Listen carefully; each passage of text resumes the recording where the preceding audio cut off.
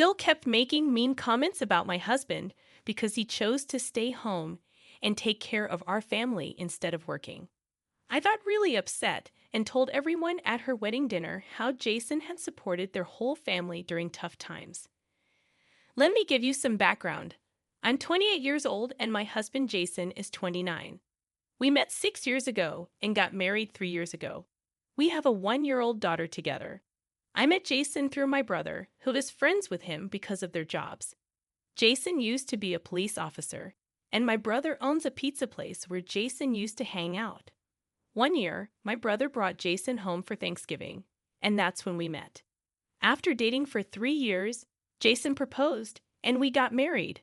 I had met most of Jason's family before we got married, and they were usually nice to me, except for my sister-in-law Janice, who is 27. Even though Jason assured me that Janice would warm up to me eventually, she never did. She never openly showed her dislike for me in front of others.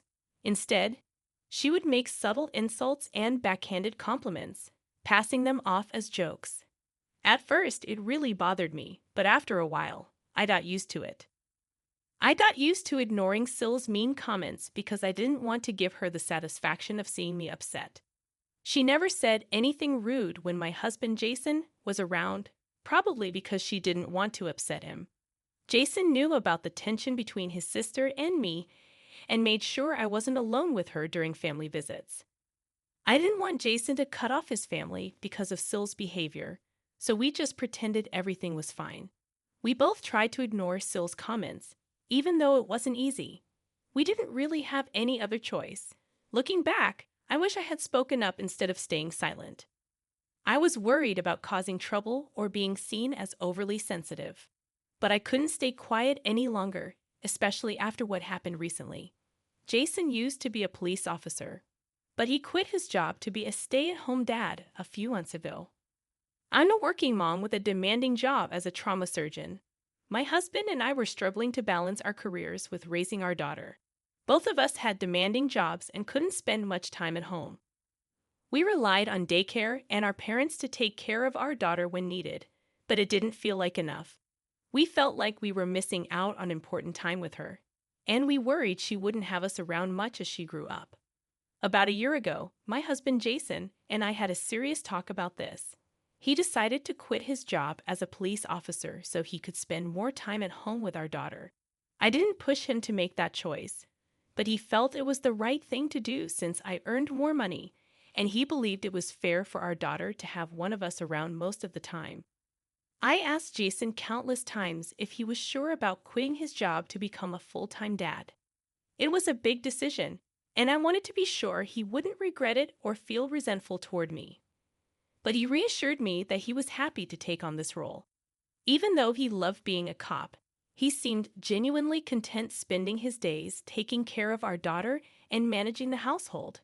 We talked about it recently, and he admitted that it was a bit challenging at first to adjust to being a stay-at-home dad after working for so long. But over time, he found it easier, especially because he could spend quality time with our daughter. He's really happy with how things have turned out. He used to dream of being a cop, but now his biggest dream is being a father, and I think that's pretty amazing. However, Jason's family doesn't see any beauty in our situation. I probably should have expected this, considering they're pretty traditional. While they allow women to work, there's a catch. They don't allow men to work at home. None of the men in Jason's family do household chores because they think it's beneath them. So the women end up doing both their jobs and the household work, or they're pressured to quit their jobs altogether, like my mother-in-law did. What's even crazier is that they don't see anything wrong with this setup. They think it's perfectly fine. Jason and I have talked about this, and we both agree it's a backward way of thinking. But we've never brought it up with his family because they just come up with excuses to justify their beliefs, and we didn't want to get into arguments with them. If they're happy living their lives that way, who are we to judge them? Thankfully, we found a different path for ourselves. Jason and I have always divided our responsibilities equally, and sometimes he even does more household chores if I have to work late. Now, with him staying at home full-time, he's taking care of everything at home, while I focus on my job to support us. We believe that as long as we're all happy and healthy and there's food on the table, it doesn't matter who does what. However, his parents and sister strongly disagree with this. They're upset with Jason for quitting his job and staying home with our daughter. They think it makes him less of a man or something, and they've been arguing with him about it for months. I tried to step in at first, but his parents made it clear that my involvement would only make things worse. Jason didn't want me to defend him either because he didn't want to drag me into the conflict. So I decided to stay out of their way. It took them a while, but eventually they accepted our new arrangement and stopped bringing it up.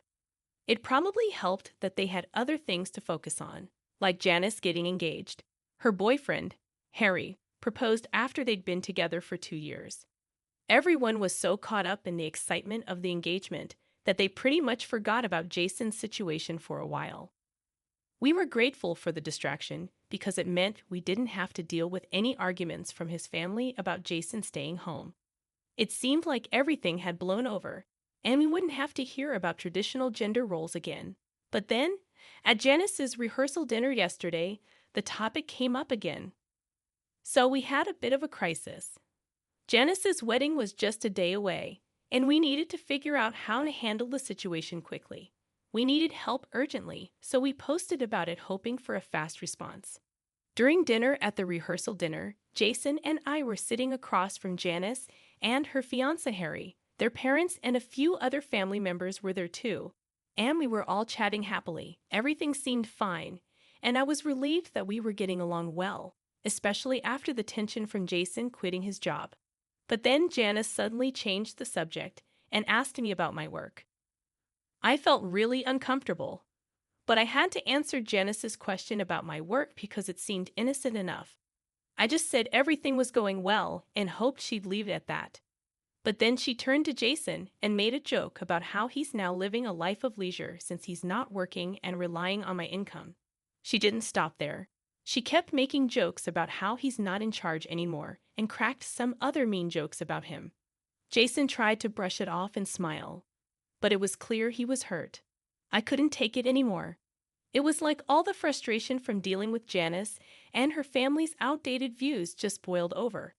So I decided to bring up something that nobody wanted to hear. I couldn't hold back anymore, so I told Janice that she could joke all she wanted, but Jason was still a better person than anyone in their family. I pointed out how audacious it was for her to make fun of Jason, considering that without him, she wouldn't have been able to go to college or even meet Harry. Jason had been helping his parents financially since he was 18. It was a dark time for their family when Jason's father lost his job while Jason was still in high school. Janice was too sheltered to notice the struggles in her own family, and her parents and Jason made sure to shield her from it. They never said no to her, even when they were struggling themselves. Jason had to work 2 jobs to support them while his father searched for work. Thankfully, they only had to endure this hardship for about a year. Thanks to Jason's support and some savings, Janice never knew about any of this until I brought it up at the rehearsal dinner. She was shocked, and so was everyone else, because this secret had been kept for almost a decade. Nobody was supposed to talk about it because they didn't want Janice to find out. But after all those years, I finally brought it up, and now she knew exactly how much she owed to her brother. She had no right to make fun of him or put him down. Everyone else might have kept quiet to protect her, especially Jason, but I couldn't stand by silently. After I spoke up, there was just silence at the table. After a moment, Jason and I left, and we walked back to our hotel room without saying a word. Even when we got there, we didn't discuss what had happened at dinner. I knew it would become a big deal, and so did Jason. But his silence told me he didn't think I did anything wrong, so there was no need to talk about it further. The next morning, when I woke up to the sound of knocking on our door, and it was Jason's parents. They wanted to talk to me right away. After they came in and we all sat down, they got straight to the point. They told me that the family wanted me to apologize to Janice. They felt that what I said at dinner was something they had kept from her for a long time, and it wasn't right for me to bring it up. They said it wasn't my place to say those things to her, and it had ruined the atmosphere of the evening. They also mentioned that Janice was just joking around with Jason like siblings often do, and now she was upset and couldn't stop crying, and it was all because of me. I realized I had no justification for getting so defensive and revealing such a big secret, knowing the impact it would have on their family. Janice was feeling incredibly guilty and kept apologizing to her parents, realizing she had been a burden on them without even realizing it. Her parents explained that she was having a total breakdown, which is exactly why they never wanted her to know the truth about their past struggles. They believed she was emotionally fragile and wouldn't be able to handle it, and her reactions seemed to confirm their fears. Now they want me to apologize to Janice and the rest of the family for my outburst and tell her I didn't mean what I said. I have until the end of the day to decide, but they want me to resolve things before her wedding tomorrow. There's a one-day gap between the rehearsal dinner and the wedding, so she has time for her friends to arrive. It's fortunate that I have until the evening to decide what to do. Jason believes I shouldn't apologize because I was just standing up for him, and Janice has always been rude to me, so it's time I stood my ground. I've been leaning towards the same viewpoint. However, with Janice's wedding coming up tomorrow, I don't feel good about potentially causing her to have a breakdown right before her big day. Most of her family members think I owe her an apology, but I know their opinion is biased. Even Jason's opinion might be influenced by our situation. So I've turned to Reddit for a neutral perspective. I brought up how my husband helped his family in the past because Janice kept making fun of him for being a stay-at-home father. Update 1. It's evening now, and I've read the comments. I've decided I don't need to apologize for anything. Jason and I are packing up to leave because it would be awkward if I don't apologize and still go to Janice's wedding tomorrow. We're going to tell his parents we're leaving because it wouldn't be right to just disappear without saying anything. Jason and I discussed this earlier, and he thinks it's the right thing to do. Janice has always been rude and insensitive, and it's time she faces the consequences. Jason's family has been difficult to deal with since he quit his job. He expected them to support him, but they haven't. They make him feel bad for wanting to spend time with his daughter. We knew that they had old-fashioned views about work and household chores, but we hoped they would change. Since they haven't, it's their fault if we stop talking to them.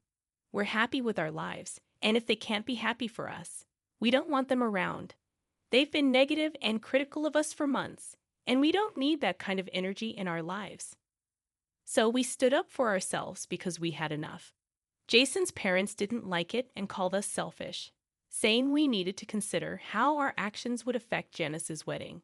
They thought our absence would cause a scene and take the attention away from her.